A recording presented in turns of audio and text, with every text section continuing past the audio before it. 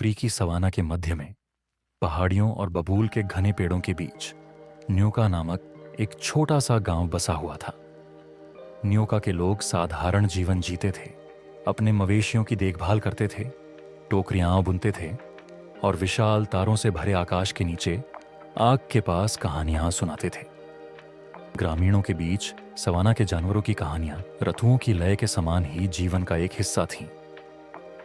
निया नामक तेंदुए की कहानी, जो अपनी सीमा से परे सत्ता की तलाश में थी, उससे अधिक बार किसी को नहीं बताया गया। नया एक आकर्षक प्राणी थी।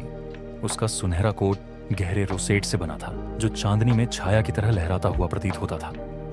वह हवा की तरह तेज, चतुर और शांत थी। फिर भी अपने स्वाभाविक गुणों के बावजूद नया असंतुष्ट थी। उसने शेर को, जिसे सिम्बा के नाम से जाना जाता है, सवाना के जानवरों की प्रशंसा करते हुए देखा। उन्होंने उसे अपना राजा मान लिया, जबकि निया को लगा कि उसकी प्रतिभा पर किसी का ध्यान नहीं गया। एक शाम जब सूरज क्षितिज के नीचे डूब गया और आकाश को नारंगी और बैंगनी रंग में रंग दिया, निया एक बाओबाब पेड़ के नीचे लेटी हुई थी। उसका दिल ईर्ष्या से भारी था। जड़ों के बीच एक छाया खिसक गई, जो रात से भी अधिक गहरी थी। इसने एक लंबी दुबली आकृति का आकार ले लिया, जिसकी आंखें अंगारे की तरह चमक रही थीं। यह छाया की आत्मा शाका थी, जो केवल उन लोगों को दिखाई देती थी जिनके दिल लालसा से भस्म हो गए थे। तुम बाओबाब के नीचे क्यों नाराज हो निया? शाका ने पूछा। उसकी आवाज ऐसी फुसफुसाहट थी जो हर जगह से और कहीं से भी आती हुई प्रतीत होती थी। निया के कान हिले, लेकिन वह भागी नहीं। उन्होंने कहा, मैं नजरअंदाज किए जाने से थक गई हूं। मैं हर तरह से सिम्बा की तरह मजबूत और चालाक हूं, फिर भी जानवर उसे अपना राजा कहते हैं। मैं चाहता हूं कि वे मुझसे डरें, मेरा सम्मान करें। शाका ने अपना सिर झुकाया। उसकी मुस्कान ब्लेड की तरह तेज थी। डर और सम्मान आपके लिए हैं, लेकिन उनकी कीमत चुकानी पड़ती है। क्या आप इसका भुगतान करने को तैयार हैं? निया की पूंछ घूम गई।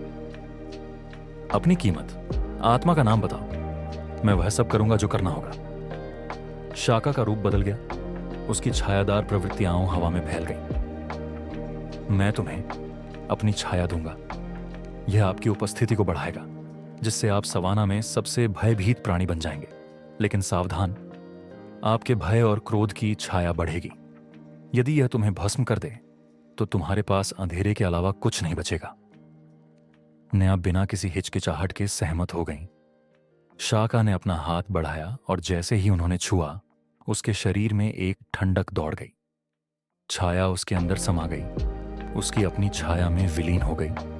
और जब निया बाओबाब से दूर चली गई, तो उसकी आकृति बढ़ी, अधिक खतरनाक लगने लगी। उसकी आंखें हल्की चमकने लगीं और उसकी उपस्थिति से ही घास में सिहरन दौड़ गई। अगले दिन निया ने अपनी नई शक्ति का परीक्षण किया। वह एक साफ जगह में चली गई, जहां चिकारे का एक झुंड चल रहा था। इससे पहले कि वह झपट पाती, वे ठिठक गए। उनकी बड़ी बड़ी आंखें उस पर टिक गईं। बिना किसी आवाज के उन्होंने ताला लगा दिया, मानो निया से भी कहीं बड़े शिकारी को महसूस कर रहे हों। वह मुस्कुराई। प्रभुत्व का रोमांच उसके अंदर दौड़ रहा था। निया की भयावह आभा की बात तेजी से फैल गई, यहां तक कि लकड़बग्घे, जो बेशर्मी से सफाई के लिए जाने जाते थे, भी उसका रास्ता नहीं अपनाते थे। सवाना उसके सामने झुकता हुआ प्रतीत हुआ और कुछ समय के लिए निया संतुष्ट हो गई। लेकिन उसके भीतर की छाया कानाफूसी करने लगी। इसमें कहा गया, वे वास्तव में आपका सम्मान नहीं करते। वे तुमसे डरते हैं क्योंकि वे तुम्हें नहीं जानते। उन्हें अपनी ताकत दिखाओ। छाया की बातों से निया का हृदय अंधकारमय हो गया। उसने जीवित रहने के लिए नहीं, बल्कि प्रभुत्व के लिए शिकार करना शुरू कर दिया और अपने शिकार को चेतावनी के तौर पर अछूता छोड़ दिया। वह जहां भी घूमती, सवाना शांत हो जाता। उसकी अनियंत्रित शक्ति से जीवन का संतुलन बिगड़ जाता। एक चांदनी रात में निया उस पानी के गड्ढे में गई जहां जानवर इकट्ठा होते थे। वह एक चट्टानी चट्टान के ऊपर खड़ी थी। उसकी छाया तारों की रोशनी को निगलती हुई असंभव रूप से दूर तक फैली हुई थी। जानवर डर गए। उनकी आंखें भय से चौड़ी हो गईं। मैं अब तुम्हारी रानी हूं, निया ने घोषणा की।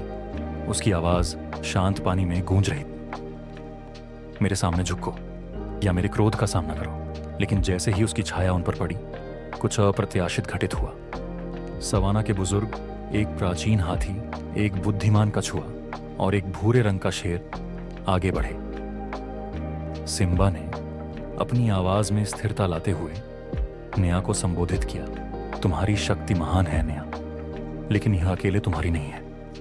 यह अंधेरे के स्थान से आता है और अंधेरा हमारा मार्गदर्शन नहीं कर सकता। नेहा ने गुर्राया, लेकिन उसके भीतर की छाया हिल गई। यह फुसफुसाया, वे तुम्हें चुनौती देते हैं, उन्हें दिखाओ कि तुम कौन हो। वह सिम्बा की ओर लपकी, लेकिन जैसे जैसे वह आगे बढ़ी, उसकी छाया भारी हो गई और उसे नीचे खींच लिया। वह जितना अधिक लड़ती, वह उतना ही बड़ा होता जाता, जाल की तरह उसके चारों ओर लिपट जाता। जब नेहा संघर्ष कर रही थी, तो जानवर चुपचाप देख रहे थे। उसका एक शक्तिशाली रूप उसके अहंकार के वजन के नीचे सिकुड़ रहा था। शाका की आवाज उसके दिमाग में गूंज उठी। आपने सम्मान के स्थान पर भय को, संतुलन के स्थान पर शक्ति को चुना। अब तुम्हें अपनी बनाई हुई छाया के साथ रहना होगा। नेहा की परछाई ने उसे पूरी तरह से निगल लिया, जिससे सवाना में उसकी उपस्थिति की केवल फुसफुसाहट रह गई। जानवर अपने जीवन में लौट आए। संतुलन धीरे धीरे बहाल हो गया, लेकिन नेहा के पतन की कहानी पीढ़ियों तक बताई गई। माता पिता ने अपने बच्चों को चेतावनी दी, घमंड और लालच ऐसी छाया डाल सकते हैं जिससे सबसे मजबूत भी बच नहीं सकता। और इसीलिए सवाना ने नेहा को एक रानी के रूप में नहीं, बल्कि एक सतर्क कहानी के रूप में याद किया कि कैसे सबसे चमकदार रोशनी को भी अंधेरा निगल सकता है।